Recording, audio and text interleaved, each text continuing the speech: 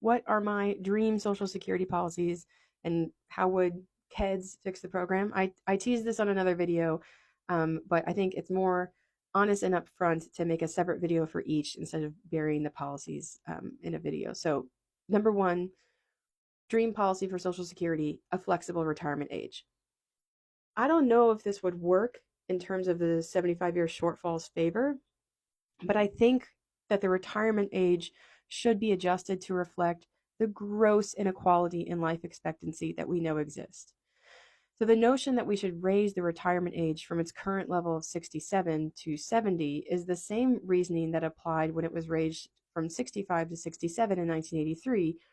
People are living longer. But that's not true for everyone. Rich people with a lot of education, particularly those who are white, they are living longer. They have a much longer life expectancy. But people who are, did not go to college, who had kind of working class jobs, they aren't living longer.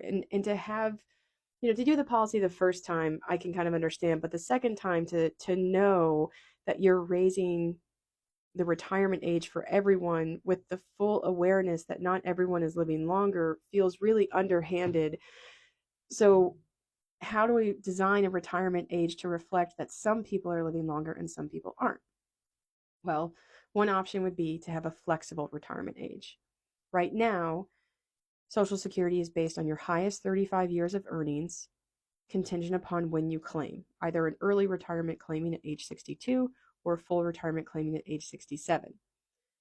An alternative would be a 45 and out program, where Social Security is still based on your highest 35 years of earnings, but you can't claim until you've worked for 45 years.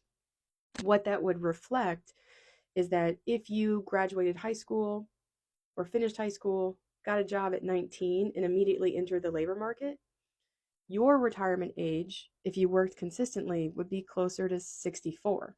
But if you were like me and you went to college and got a PhD and didn't start working until 9 years later when you were 28, my retirement age would be 73.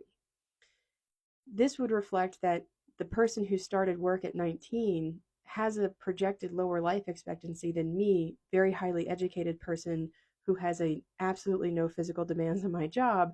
I am more likely to live longer statistically. And so you're raising my retirement age as opposed to raising the retirement age for the working class. And the flexible age kind of reflects that people who are able to work longer have a different kind of initial human capital investment. Now, it would take a lot to design this well, right? Like 45 years, I don't know if that's the right number. It would have to take into account things like people who immigrate to the US and contribute to a green card. If they come when they're 40, you can't expect them to work until they're 85. So you'd have to come up with like a credit system for people who don't start contributing to Social Security till later. And I heard in a policy discussion once about Social Security, someone said a job that hurts you at 40 kills you at 60. So what good does a retirement age of 70 do for them? They're long dead. People have very physically demanding jobs that they can't be expected to work until they're 69 or 70. Policy doesn't have to be so blind to that reality.